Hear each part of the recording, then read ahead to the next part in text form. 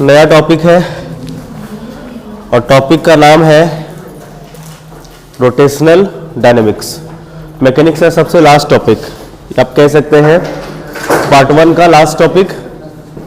इसमें अभी तक आपने जितने भी मैकेनिक्स पढ़ रखे हैं वो सारा का सारा यूज आने वाला है। जितने भी काइनेमेटिक्स हुए, जितने भी लॉज वगैरह आपने पढ़ रखे हैं ना, चाहे वो कोलिजन हो, सेंटर ऑफ मास हो, वर्क पावर एनर्जी हो, सारी चीजें आपको इसमें इन्वॉल्व करनी होंगी। कंप्लीट काइनेमेटिक सर्कुलर मोशन हो, ये सब लगने वाला है इसमें। मतलब ओवरऑल ये सबका मिक्सअप है, इसीलिए थोड़ा सा ज्यादा ये कॉम्प्लेक्स बन जाता है, क्योंकि आपको हर तरह के मोशन इसमें मिलेंगे ओवरऑल। कोई बात नहीं, आराम से इसको पढ़ेंगे, बारीकी से चीजों को समझेंगे और कोशिश करेंगे कि ये टॉपिक आपको आ जाए। लगाएंगे हेडिंग रोटेशनल मैकेनिक्स।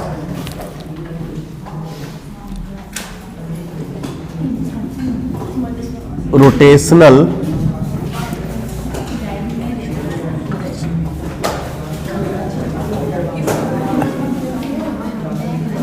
मैकेनिक्स। हाँ,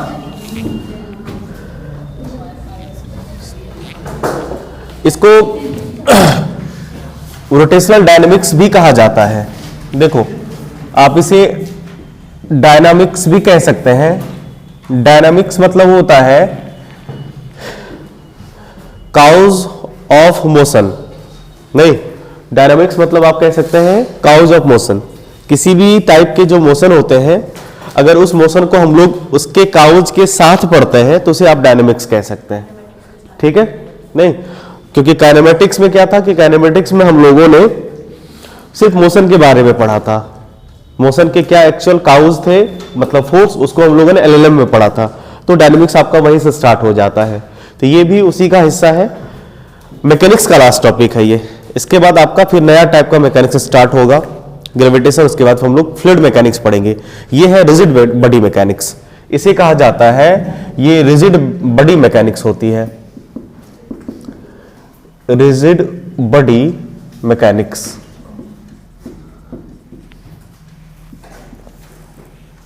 अभी तक जो हमने पढ़ा है वो था सिस्टम ऑफ पार्टिकल के बारे में। पिछले वाले टॉपिक में जो चाहे वो सेंटर ऑफ मास की बात करें, या उससे पहले वाले टॉपिक में हमने पार्टिकल के बारे में पढ़ा। एक गेंद को पार्टिकल माना, नहीं, या अगर बहुत सारे पार्टिकल का सिस्टम हो उसको हमने एक बॉडी माना, और बॉडी को मान के हमने पूरे काम कर रखे थे, उनका मोशन कलेक्टिवली देखा था। हर इंडिविजुअल पार्टिकल के मोशन के बारे में स्टडी अभी तक हमने नहीं करी थी। पहले वाले चैप्टर में स्टार्टिंग में काइनेमेटिक्स में हमने एक गेंद को लुढ़काया, वो गड़क रहा था, एक गेंद को फेंका, वो प्रोजेक्टाइल बना रहा था। तो किसी पार्टिकल की बात की जा रही थी, किसी एक बॉडी की बात की जा रही थी, किसी इंडिविजुअल की बात की जा रही थी। सेंटर ऑफ मास में हमने क्या देखा कि कोई सिस्टम ऑफ पार्टिकल्स होता है। मतलब ये अगर कोई सिस्टम ऑफ पार्टिकल्स है जिसमें ढेर सारे पार्टिकल्स हो, तो किसी इंडिविजुअल की बात ना करके हम लोग इन सबका जो इंडिविजुअल का इक्विवेलेंट होता है, जिसको हम लोग सेंटर ऑफ मास कहते हैं, उनकी मोशन के बारे में स्टडी करनी थी, जहां हमने करी है। अब इस टॉपिक में क्या होगा कि हर इंडिविजुअल सेंटर ऑफ मास की स्टडी तो आपको करनी ही है, या आपने वो कर ही रखी है, लेकिन हर इंडिविजुअल जो पार्टिकल्स होंगे, आइए, हर इंडिविजुअल पार्टिकल्स जो होंगे ना, उनकी स्टडी करने वाले हम लोग, उनके मोशन की स्टडी करने वाले हैं। इच इंडिविजुअल पार्टिकल के मोशन के बारे में इसमें पढ़ेंगे। वो किस तरह के मोशन करेंगे, कब मोशन कांस्टेंट होगा, यूनिफॉर्म होगा, नॉन यूनिफॉर्म होगा, या कैसी, हर पार्टिकल की क्या वेलोसिटी कांस्टेंट होगी, क्या हर पार्टिकल का मोमेंटम कांस्टेंट होगा, या और सब सारी चीजें। मतलब आपको रिजिड बॉडी में सिस्टम की स्टडी के साथ साथ सिस्टम में जो जो पार्टिकल इन्वॉल्व है उसके मोशन के बारे में भी आपको पढ़ना है। ठीक है? चलिए देखो क्या मतलब होता है पार्टिकल का। स्टार्टिंग में, इससे पहले वाले चैप्टर में सारी बातें किस पे हो रही थी, पार्टिकल्स पे, नहीं। और क्या मतलब होता है पार्टिकल का? पार्टिकल का मतलब होता है एक स्मॉल पॉइंट मास, आपको इसको कहते हैं ना, इसको पॉइंट मास कहा जाता है। पार्टिकल को पॉइंट मास कहते हैं। पॉइंट मास मतलब फील करिए, पॉइंट का मास क्या होगा, उसको पॉइंट मास कहेंगे, इसे आप पार्टिकल कह सकते हैं। मतलब ये कह सकते हैं कि नेग्लिजिबल वॉल्यूम, पार्टिकल मतलब ये हो गया कि जिसका वॉल्यूम क्या, एक तो पॉइंट मास हो, दूसरा सेंस क्या होगा, इसका वॉल्यूम नेग्लिजिबल हो, नहीं नेग्लिजिबल वॉल्यूम हो, वॉल्यूम इसके पास बिल्कुल ही नहीं हो, बहुत छोटा साइज का हो, नेग्लिजिबल वॉल्यूम, हाँ but having some mass, mass होगी इसके पास, बहुत ही negligible value but small mass, mass इसके पास होंगे। ये हुई पार्टिकल की बातें। पार्टिकल की बातें हो चुकी थी, सारा काम पार्टिकल पे ही हुआ था। अभी हम लोग करने वाले हैं रिजिड बॉडी। अब यहां पे आपको अगर बॉडी की बात करें, बॉडी होता है सिस्टम ऑफ पार्टिकल्स, जिसको कहते हैं हम लोग सिस्टम ऑफ पार्टिकल्स। मतलब आपके पास पैरेलल लिखेंगे नहीं पैरेलल नहीं लिखना है, पहले बोर्ड पे ध्यान दीजिए, उसके बाद फिर जब लिखने कहेंगे तब लिखिएगा, ठीक है। पहले समझने का काम करते हैं। सिस्टम ऑफ पार्टिकल्स मतलब ये हुआ कि एक बॉडी है हमारे पास, उसमें ढेर सारे पार्टिकल्स होंगे, नहीं ढेर सारे पार्टिकल्स इन्वॉल्व होंगे, तो ये हो जाएगा सिस्टम ऑफ पार्टिकल्स। अब होता क्या था, हमें एक पॉइंट मास दे रखा था, तो बढ़िया था कि आप आराम से डायरेक्टली इस पे फोर्स लगाइए, इसका मास और इसमें प्रोड्यूस एक्सेलरेशन निकल आएगा, F बराबर ma से आराम से आ जाता था, नहीं। लेकिन जब बॉडी की बात की गई, तो बॉडी में अगर आप इस पार्टिकल पे फोर्स लगाइएगा तो इस हिसाब से मोशन कुछ और देखने को मिलेगा आपको, नहीं। जैसे मान लीजिए ये एक बॉडी है, ढेर सारे पार्टिकल है, अगर इस बॉडी के टॉप पे आप फोर्स लगाओगे तो इसका मोशन कुछ दूसरे तरीके का होगा। जैसे अगर मान लीजिए ये सर्कुलर डिस्क ही हो, अगर आप इसके टॉप पे फोर्स लगाएंगे ना, इसमें घूमने वाली टेंडेंसी आ जाएगी, है कि नहीं, इसमें रोटेशन वाली टेंडेंसी आ जाएगी। मतलब मान लीजिए इस पार्टिकल पे फोर्स लगाया, आप किसी इंडिविजुअल पार्टिकल पे फोर्स लगाएंगे तो मोशन की टेंडेंसी कुछ यूनिक सा आपको मिलेगी, अलग से मिलेगी। हम चाहते हैं कि एक ऐसा पॉइंट हो जहां पे फोर्स लगाए और सारे पार्टिकल की मोशन की टेंडेंसी सेम हो जाए, तो वो पॉइंट होता था यहां पे कहीं, जिसको हम लोग कहते थे centre of mass, centre of mass. तो जब सिस्टम ऑफ पार्टिकल्स होते थे तो सेंटर ऑफ मास की आवश्यकता पड़ती थी, जो कैसे निकलता है वो हम लोगों ने देखा पिछले वाले टॉपिक में। कुछ फॉर्मूले आपको याद रखने हैं ताकि सेंटर ऑफ मास को हम लोग इसमें यूटिलाइज कर सकें, ये होता था। अब हमारे पास बॉडी दो तीन टाइप की हो सकती है। मतलब एक बॉडी हो सकती है आपकी फ्लेक्सिबल, नहीं फ्लेक्सिबल बॉडी का मतलब होता है ऐसी बॉडी जो लचीली हो। लचीली मतलब नहीं कि मतलब उसमें ये जो कहते हैं ना टाइटनेस वाली टेंडेंसी नहीं हो, नहीं फ्लेक्सिबल होगा। तो फ्लेक्सिबल बॉडी को पहचानने का तरीका ये है कि जैसे मान लीजिए ये बॉडी मान लीजिए फ्लेक्सिबल है, तो इसमें क्या होगा कि जब आप इसके इस पार्टिकल पे फोर्स लगाएंगे या इसके किसी भी इंडिविजुअल पार्टिकल पे फोर्स लगाएंगे, ये पार्टिकल को ज्यादा मोशन करेगा, ये कुछ कम मोशन करेगा, ये आड़ा तिरछा मोशन करेगा। हर पार्टिकल स्ट्रेट लाइन में मूव करेगा, इसकी कोई गारंटी नहीं होगी, फ्लेक्सिबल होगी, ठीक। लेकिन यहीं पे एक बॉडी और आ जाती है, इसका नाम होता है रिजिड। रिजिड रिजिड बॉडी के बारे में हमें पढ़नी है स्पेस, क्योंकि रिजिड बॉडी में ना कुछ चीजें फिक्स होती है, इसमें वो आपको जो लचीलापन है वो नहीं दिखेगा। हाँ ये बात और है कि रिजिड 100% रिजिड बॉडी अवेलेबल नहीं है हमारे पास, और क्योंकि सारी रिजिड बॉडी जो आप सोच रहे हैं कि वो रिजिड है, वो रिजिड नहीं होती है, कहीं ना कहीं उसमें भी थोड़ी सी फ्लेक्सिबिलिटी होती है, जिसे हम लोग पढ़ेंगे इलास्टिसिटी में। हर मटेरियल की इलास्टिसिटी में उस प्रॉपर्टी को पढ़ा जाएगा क्लास 11th में ही। फिलहाल हम लोग ये मान के चल रहे हैं कि जो बॉडी रिजिड है वो बिल्कुल रिजिड है। हाँ perfectly rigid body not possible, perfectly rigid body आपके पास अवेलेबल नहीं होंगे, ठीक है। अब देखो रिजिड बॉडी के बारे में देखें, क्या मतलब होता है रिजिड बॉडी का। आज का क्लास कंप्लीट इंट्रोडक्शन होगा मैकेनिक्स, मतलब हम लोग जो पढ़ने वाले हैं पूरे क्लास का, आज कोई न्यूमेरिकल बातें शायद नहीं हो पाएंगी, इंट्रोडक्शन ही होगा मिला जुला के। क्या मतलब होता है रिजिड बॉडी का, उसको देखें। जैसे मान लीजिए हमारे पास एक रिजिड बॉडी में क्या क्या चीजें इन्वॉल्व होगी, जैसे हमने आपको कहा रड, डिस्क, ये सब सारी चीजें एग्जाम्पल के लिए मतलब रिजिड बॉडी में इन्वॉल्व कर ली जाती है समझने के लिए। सिलेंडर हुआ, ये सब रिजिड बॉडी मान लिया जाता है, ठीक है, मेटल से बनी हुई चीजें। रिजिड बॉडी मानी जाती है। वुड से बनी हुई चीजें रिजिड फिलहाल आप मान सकते हैं। जैसे मान लीजिए हमारे पास एक रड है,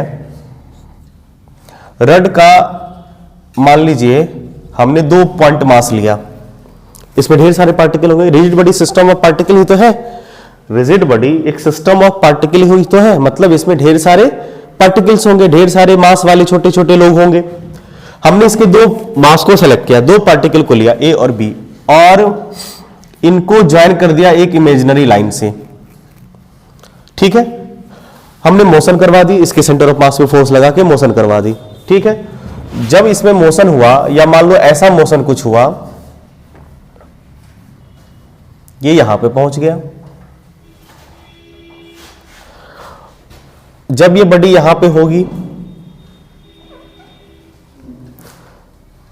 तो हो क्या रहा होगा, इसके हर इंडिविजुअल पार्ट, ये जो पार्टिकल ए और बी है, अभी पार्टिकल मान लो ए और बी यहां पे है, ये जितना डिस्टेंस ट्रेवल किया उतने टाइम में ही ये वाला पार्टिकल भी उतना ही डिस्टेंस ट्रेवल किया।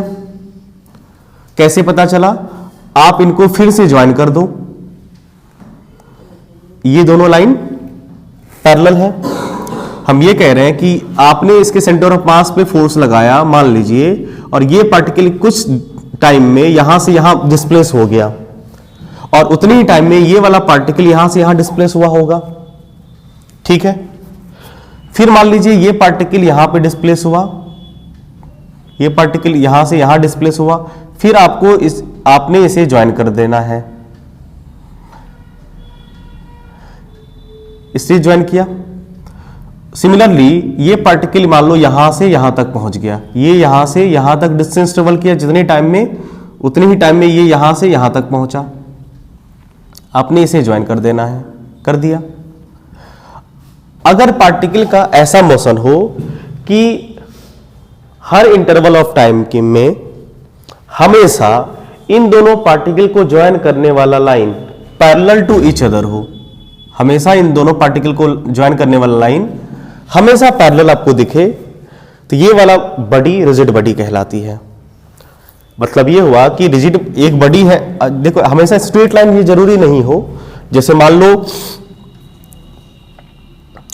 अभी आपने सेंटर ऑफ मास पे फोर्स नहीं लगाया, ठीक है, मान लीजिए कि ये बॉडी कुछ इस तरह से मूव कर रही है, इस बॉडी का मान लीजिए मोशन कुछ इस तरह का है, मान लीजिए ये बॉडी यहां से डिस्प्लेस होके यहां चली गई, या बीच में कहीं भी है, ये पार्टिकल ए और ये पार्टिकल बी, ए और बी।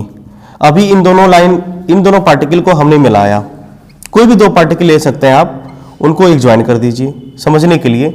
ये पार्टिकल फिर यहां से यहां गया, ए और ये बी, इनको ज्वाइन किया आपने। फिर मान लो ये पार्टिकल यहां से यहां गया, और ये मान लो यहां से यहां गया, ए और बी। अभी भी दोनों पार्टिकल को आपने ज्वाइन किया, तो ये इन दोनों पार्टिकल को ज्वाइन करने वाला जो लाइन है वो पैरेलल टू ईच अदर है, इस तरह से मूव कर रही है। जब भी ऐसा हो तो इस बॉडी को, मतलब कोई भी बॉडी रिजिड तब होगी जब उसके हर इंडिविजुअल पार्ट, मतलब किसी भी 2 पार्टिकल को मिलाने वाला लाइन हमेशा पैरेलल होगा, यानी इसका पाथ, 2 पार्टिकल को मिलाने वाले लाइन का पाथ जो होगा वो हमेशा पैरेलल होगा। अगर ऐसा नहीं होता, इस पे तुम फोर्स लगाया, मान लो ये यहां पे है और ये अभी तक यहीं पे पहुंची, ये पाथ अनपैरेलल हो गया। अगर ये पार्टिकल यहां पे पहुंची तो ये पाथ अनपैरेलल हो गया, बॉडी लचीली हो गई, फ्लेक्सिबल हो गई। यही तो होता ही है रस्सी में, हर पार्टिकल नहीं, जैसे आप रड को अगर फेंकते हो या रस्सी को फेंकते हो तो रस्सी के सारे पार्टिकल्स सेम वेलोसिटी से या सेम पाथ या इक्वल, मतलब उतने ही टाइम में सेम डिस्टेंस ट्रेवल नहीं कर पाता है, इस वजह से वो फ्लेक्सिबल होती है, या फ्लेक्सिबल होती है इसलिए ऐसा होता है। अगर वही रिजिड होती तो रिजिड के बॉडी की हर पार्टिकल उतने ही टाइम में उतना ही डिस्टेंस ट्रेवल करेगा। कहने का मतलब ये हुआ कि अगर कोई बॉडी का पाथ, किसी 2 पॉइंट, बॉडी में ढेर सारे पॉइंट होंगे, उन सारे पॉइंट को मिलाने वाला लाइन अगर पैरेलली प्रोपगेट करेगा, पैरेलल ट्रेवल करेगा, उसका पाथ अगर पैरेलल होगा, बॉडी हमारी रिजिड कहलाएगी। ठीक है, तो रिजिड बॉडी का मतलब ये हो गया a body made up of a body made up of many particles moves, a body made up of many particles moves parallelly to नहीं, दो पार्टिकल ना, किसी भी दो पार्टिकल ना, a body made up of many particles, ये एक बात हो गई। रिजिड बॉडी में ढेर सारे पार्टिकल होंगे, सिस्टम मतलब ये बॉडी होगी एक तरह की, सिस्टम ऑफ पार्टिकल्स होगा। एंड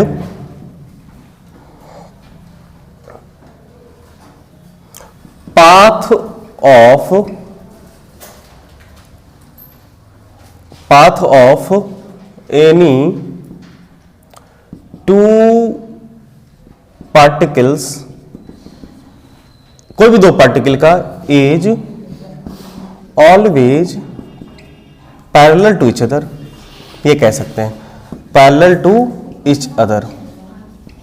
नहीं, रिजिड बॉडी में दो बातें ध्यान में रखनी है। एक, पहला वो क्या हो, ढेर सारे पार्टिकल से मिलकर बना हो, और किसी भी दो इंडिविजुअल पार्टिकल्स को मिलाने वाला लाइन या उसका जो पाथ होगा वो पैरेलल हो। मतलब ऐसा ना हो कि एक पार्टिकल पीछे रह गया और एक पार्टिकल आगे कुछ ही वेलोसिटी से चली गई, तो सारी पार्टिकल सेम वेलोसिटी चलेगी। इसका फायदा ये होगा, दैट इज आप ये कह सकते हैं, all the individuals particles, all the particles have same linear velocity, नहीं, same linear velocity, same linear displacement, equal distance travel in equal interval of time, और तीसरा same linear acceleration। ये स्पेशलिटी होती है। नहीं, रिजिड पार्टिकल की नहीं, ये तो रिजिड पार्टिकल जब मोशन करेगा तब, हाँ ये कह सकते हैं, डिस्प्लेसमेंट वाली बात कह सकते हैं आप, कि सारे particles have same linear displacement. और भी दो चीजें होंगी लेकिन वो कंडीशनल है, हमेशा नहीं होगी, वो कंडीशनल होगी। सेम लीनियर डिस्प्लेसमेंट मतलब हर पार्टिकल उतने ही टाइम में इक्वल डिस्टेंस ट्रेवल करेगा, ठीक है। और जो दो पॉइंट्स हैं वो होंगे लेकिन वो कंडीशनल हैं, वो हमेशा ट्रू नहीं है। कभी कभी अभी देखेंगे वो कब होगा, रोटेशन के सेंस में कभी होगा, रोटेशन के ट्रांसलेशन में होगा, रोटेशन में नहीं होगा। ठीक, ये बातें हो गई। इसमें लगे कुछ नोट करना है, कर लीजिए फटाफट शॉर्ट में, फिर आगे बात करें। देखो इसी चीज को एक और भी तुम कह सकते हो, पैरेलल का क्या मतलब होता है बाबू? पैरेलल का मतलब होता है कि इस पॉइंट के बीच का डिस्टेंस हमेशा, इसे भी कहते हैं ना, तो आप ये भी कह सकते हैं या तो पैरेलल है ही, या distance between any two particles is always constant. हाँ, इक्वल या कांस्टेंट हो, नहीं ये सबसे बढ़िया बात हो गया समझने के लिए। Distance between any two particles of a system of body is always constant हो, तो आप उस बॉडी को रिजिड बॉडी कह सकते हैं। ठीक है, देखिए, और ये बात तो आपको हमेशा ख्याल में रखना ही है, लिख भी लीजिएगा यहीं पे कहीं कि perfectly rigid body are not possible. नहीं, perfectly rigid body is not possible. तो सर हम लोग क्या करें? तो उस केस में जो डिस्क हो गया, सिलेंडर हो गया, रड हो गया, इसे तत्काल आप रिजिड बॉडी मान के काम कर सकते हैं। नहीं, ठीक है। अब देखो, ध्यान देंगे बोर्ड पे, कोई भी रिजिड बॉडी होगी जब वो मोशन में होगी तो कितने तरह के मोशन उसके पास हो सकते हैं? नहीं, rigid body may have may have 3 types of motion, 3 तरह के मोशन इसके पास हो सकते हैं। कौन कौन से? एक ट्रांसलेशनल, ट्रांसलेशनल मतलब होता है motion along an straight line, उसको ट्रांसलेशनल कहते हैं। दूसरा रोटेशनल, और तीसरा ट्रांसलेशनल नहीं plus rotational, translational plus rotational. आप इसे कहीं कहीं ना इसे प्लेनर भी कहा जाता है, प्लेनर मोशन, इसे आप प्लेनर मोशन भी कह सकते हैं। हाँ, प्लेनर मोशन, ये 3 तरह के मोशन कोई भी रिजिड बॉडी कंसिस्ट कर सकती है, ट्रांसलेशनल, रोटेशनल या ट्रांसलेशनल प्लस रोटेशनल। आइए थोड़ा सा दोनों के बारे में देखें, क्योंकि ये तीनों मोशन पैरेलल चलेंगी, सब लोग साथ साथ होंगे ये, इसीलिए थोड़ी सी बेसिक चीजें आपको इनके बारे में पता होनी चाहिए। जैसे देखो, अगर हम ट्रांसलेशनल की बात करें, ध्यान दीजिएगा, ट्रांसलेशनल मोशन देखो, ट्रांसलेशनल मोशन रिजिड बॉडी का करवाने वाले हैं, और रिजिड बॉडी का मतलब होता है कि उस 2 पार्टिकल के बीच का डिस्टेंस हमेशा सेम हो। मान लीजिए हमारे पास एक बॉडी है ये वाली, और ये मूव करके यहां तक पहुंची, ठीक है, सीधा स्ट्रेट लाइन में। दूसरा पार्टिकल भी सीधा ही स्ट्रेट लाइन में गया और यहां पे मूव करके पहुंचा, ये बॉडी यहां से यहां पहुंच गई। देखो, ये जो पैरेलल लाइन वाली टेंडेंसी होगी हर रिजिड बॉडी के पास होगी, चाहे वो किसी भी तरह के मोशन को क्यों ना करें। ये पैरेलल लाइन जो 2 बॉडी के बीच मिलाने वाला लाइन हमेशा पैरेलल होना चाहिए, इस तरह का प्रोपगेशन हर रिजिड बॉडी करेगी, ठीक है। तो ट्रांसलेशनल में यही चीजें क्या होगी, अलोंग स्ट्रेट लाइन, ये चीजें हमेशा स्ट्रेट लाइन में होगी, नहीं। इन शॉर्ट ये कह सकते हैं कि path of any 2 particles is parallel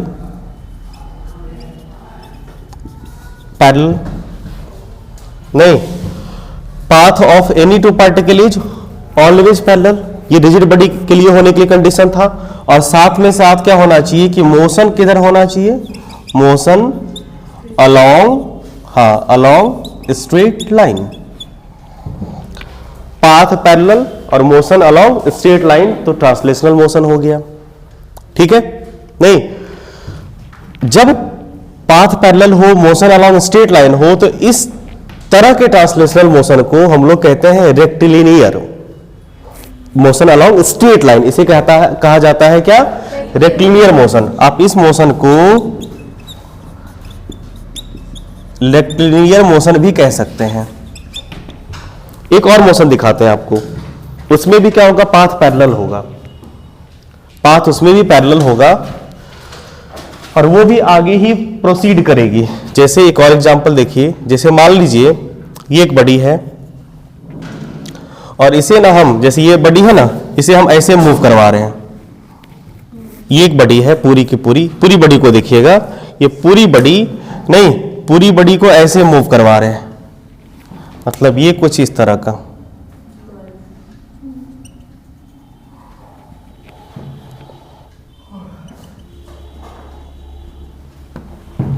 ये पूरी की पूरी बॉडी जा रही है और ये मान लो यहां पहुंची।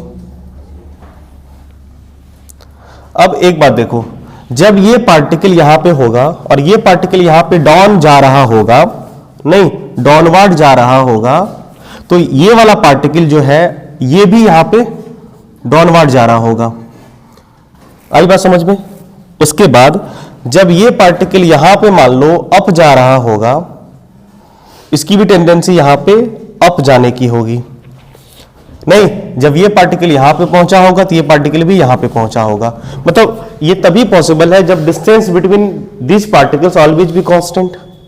ये तभी पॉसिबल है ना, तब ना सेम डिस्टेंस ये ट्रेवल कर पा रहा है। और वही टाइम में ये पार्टिकल जब यहां पहुंच गया, दूसरा वाला पार्टिकल यहां पहुंच गया, तो अभी क्या होगा कि इन पार्टिकल का मोशन, अगर तुम ध्यान से देखो कि मोशन की टेंडेंसी वाला जो लाइन है ये वाला लाइन, और इस पार्टिकल के मोशन की टेंडेंसी वाला ये वाला लाइन, आपको दिख रहा होगा कि ये सारे एक दूसरे के पैरेलल हैं और distance between this two particles always भी कांस्टेंट। इस तरह के मोशन को कहा जाता है कर्वलिनियर ट्रांसलेशनल मोशन। ठीक है, जब पाथ पैरेलल हो लेकिन मोशन अलोंग कर्व पाथ हो, पाथ पैरेलल हो, नहीं ये वाला पाथ पैरेलल हो, पहली बात, और दूसरा कि मोशन अलोंग कर्व, मतलब मोशन कैसा हो, कर्व हो, तो इसे कहा जाता है आपको कर्वलिनियर ट्रांसलेशनल मोशन। ये रेक्टिलिनियर ट्रांसलेशनल मोशन हो गया, रेक्टिलिनियर ट्रांसलेशनल मोशन हो गया, और ये कर्वलिनियर ट्रांसलेशनल मोशन हो गया। रेक्टिलिनियर और कर्वलिनियर में फर्क क्या होगा? इसका ट्रांसलेशनल मोशन मतलब हुआ कि ये प्रोसीड करेगा आगे की तरफ, प्रोसीड इसे आगे की तरफ करनी है। अगर आगे की तरफ ये स्ट्रेट लाइन में जा रहा है तो रेक्टिलिनियर ट्रांसलेशनल मोशन, अगर आगे की तरफ ये थोड़ी कर्व बना के हुई जा रही है तो इसे हम लोग कहेंगे कर्वलिनियर ट्रांसलेशनल मोशन। ये बेसिक चीजें हैं, आपको पता होनी चाहिए, क्योंकि इसकी जरूरत भी पड़ेगी, क्योंकि बॉडी जब रोटेट कर रहा होगा तो ये दोनों मोशन पैरेलल चल रही होंगी, ये दोनों मोशन हो रहा होगा, बॉडी कर्व पाथ को भी फॉलो करती होगी, बॉडी आगे भी जा रही होगी, है कि नहीं? अगर लगे कुछ नोट करना चाहिए तो कर लीजिए फटाक से। सुनो, रोटेशनल मेनली हमें बातें करनी है, डिटेल्स में समझना है रोटेशनल को, इसलिए उस पर ज्यादा डिस्कस नहीं कर रहे हैं, जिसकी आवश्यकता इसी में इन्वॉल्व हो जाएगी। रोटेशनल मोशन में क्या होगा कि सेंस क्या हो रहा है, घूमने वाला कुछ सेंस आएगा। रोटेशनल मोशन मतलब हुआ घूमने वाला सेंस आएगा, और घूमने वाला सेंस मतलब सर्कुलर वाली कुछ बात होगी, बिल्कुल। तो ऐसा motion in which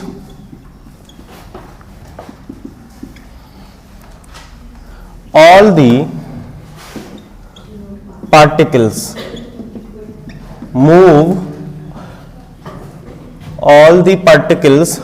move along the circular path about a fixed point, आइए देखते हैं। इससे पहले समझिए, लिखने का समय दिया जा रहा है ना आप लोग को भरपूर, तो फिर जल्दी क्या है। देखो, जैसे मान लीजिए हमारे पास एक रड है और रड के एक पॉइंट को फिक्स कर दिया गया, ढेर सारे पार्टिकल होंगे, एक पार्टिकल ये हो गया, इसको ज्वाइन कर देते हैं, ठीक है। अब इसको मूव करवा दिए, मान लीजिए इसका मोशन हुआ और ये rod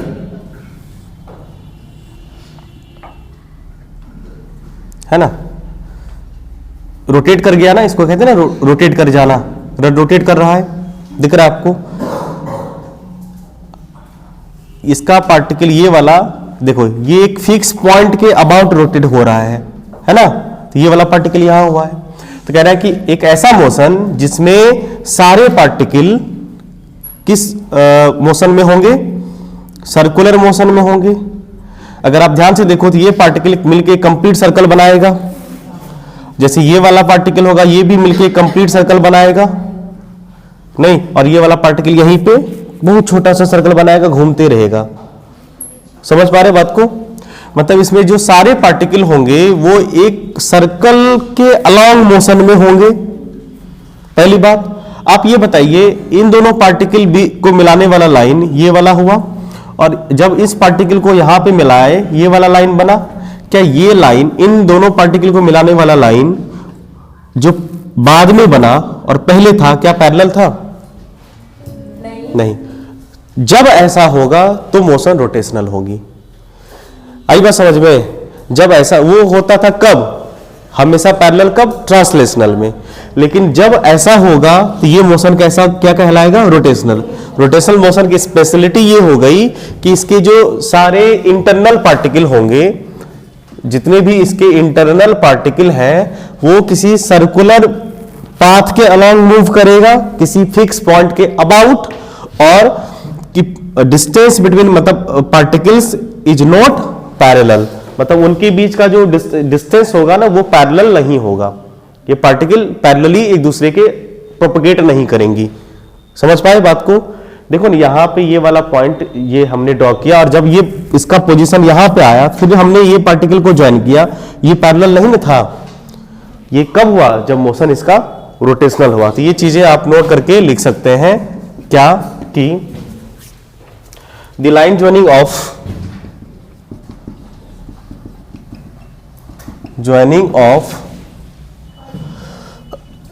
any two particles of a rigid body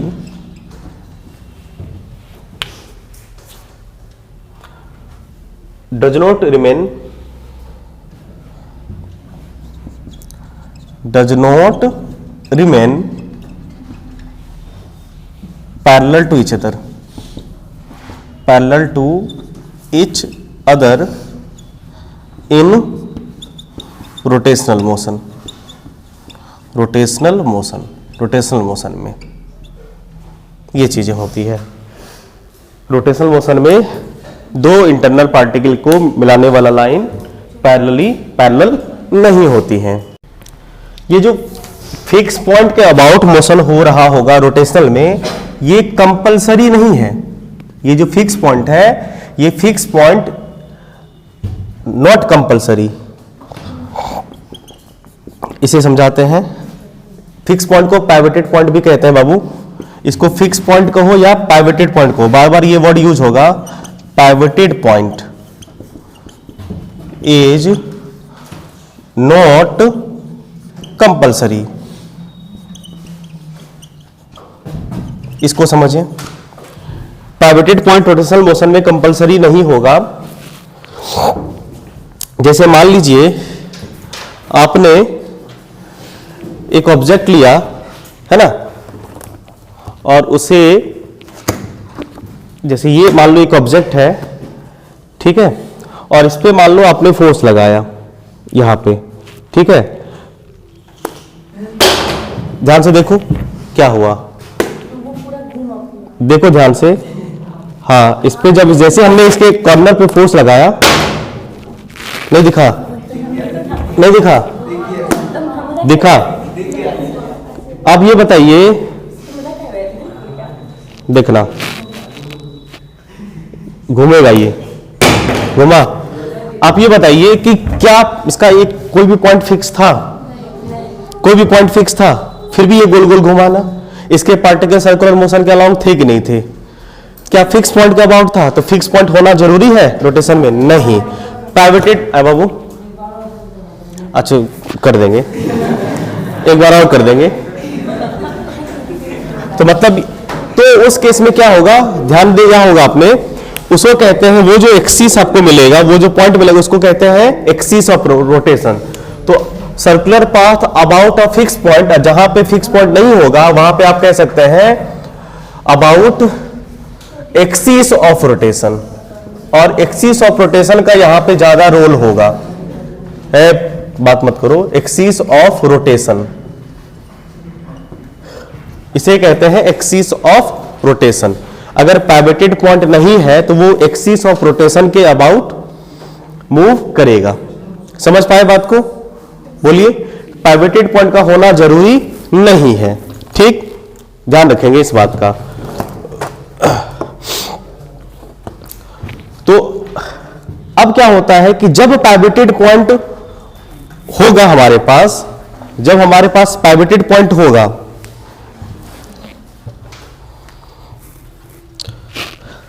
साफ करें? अच्छा देखो, बस 2 लाइन और।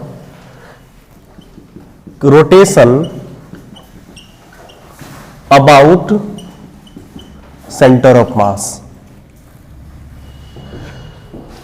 हुआ क्या है कि अगर आप ध्यान से देखो तो तुम्हें समझ में आएगी कि जब आप किसी एक कॉर्नर पे, किसी इंड पे आपने फोर्स लगाया है तो ये कैसे घूमा। तुम्हारे लिए कर रहे हैं बाबू फिर से, अरे तुमने बोला था फिर से। अगर आप जरा ध्यान से देखो तो ये किस पॉइंट के अबाउट घूमेगा, ध्यान से देखना, किस पॉइंट के अबाउट ये घुमा है, बीच वाले पॉइंट के अबाउट। तो जब पाइवटेड पॉइंट फिक्स नहीं होगा तो इसका जो मोशन होगा, रोटेशन होगा, वो अबाउट सेंटर ऑफ मास होगा। जब पाइवटेड पॉइंट हमारे पास अवेलेबल नहीं होगा तो उसको हम लोग कहते हैं नहीं कि व्हेन बॉडी इज नॉट पाइवटेड और sudden force acted on it, sudden force acted on it. जब इस पे सडन अचानक से फोर्स लगा ना बाबू, जिसको सडन फोर्स कहते हैं, नहीं तो इसका जो मोशन होगा, तब ये मोशन क्या होगा, रोटेशन, ये रोटेट करेगा, rotates about centre of mass. और इस तरह के मोशन को आप स्पिन कहते हैं, ये स्पिन कर रहा है, नहीं इसे कहा जाता है बाबू क्या, स्पिन। इसे आप स्पिन मोशन कह सकते हैं, स्पिन मोशन। ठीक है, जैसे यहां पे देखो, सुनो, जैसे देखो ये एक रड था, हमने फोर्स दिया, मान लो यहां पे सडन फोर्स लगाया, तो जैसे ही हमने यहां पे सडन फोर्स लगाया ये रोटेट करना स्टार्ट करा इस पॉइंट के अबाउट, L/2 के अबाउट, नहीं ये रोटेट करना स्टार्ट करा, तो इसे कहा जाता है बाबू स्पिन कर रहा है ये। ठीक है,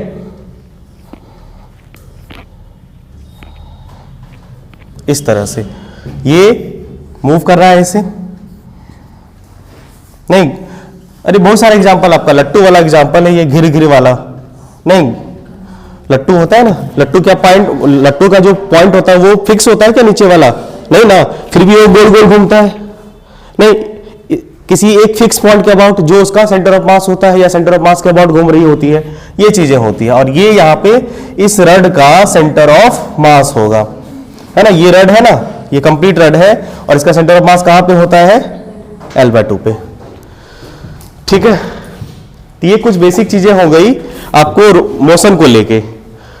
कल हम लोग ये इंट्रोडक्शन में फिलहाल इतना ही रहने देते हैं, क्योंकि बातें तो मान लो खत्म नहीं होंगी, तो हम लोगों को टॉपिक भी कवर करने हैं, न्यूमेरिकल वाला पार्ट भी कवर करना होता है। तो बेसिक थोड़ा बहुत मोशन का आइडिया थोड़ा बहुत क्लियर हुआ आपका कि कब बॉडी किस तरह का मोशन करेगा, तो उस वक्त क्या क्या चीजें आपको ध्यान में रखनी है कि नहीं, नोट कर लीजिए। कल के क्लास में हम लोग इसके रोटेशन वाली चीजें, जो एंगुलर वेलोसिटी, एंगुलर एक्सीलरेशन, ये सब चीजें एक बार रिकैप करके आइएगा आप लोग, क्योंकि थोड़ा उसको स्पीड में खींच लेंगे, पढ़ा चुके हैं सर्कुलर में ना, तो एक बार सर्कुलर में आप जो एंगुलर वाले टर्म्स थे उसको रिकैप करके आइएगा। ठीक है, कल से फिर हम लोग इसके न्यूमेरिकल पार्ट को कवर करेंगे।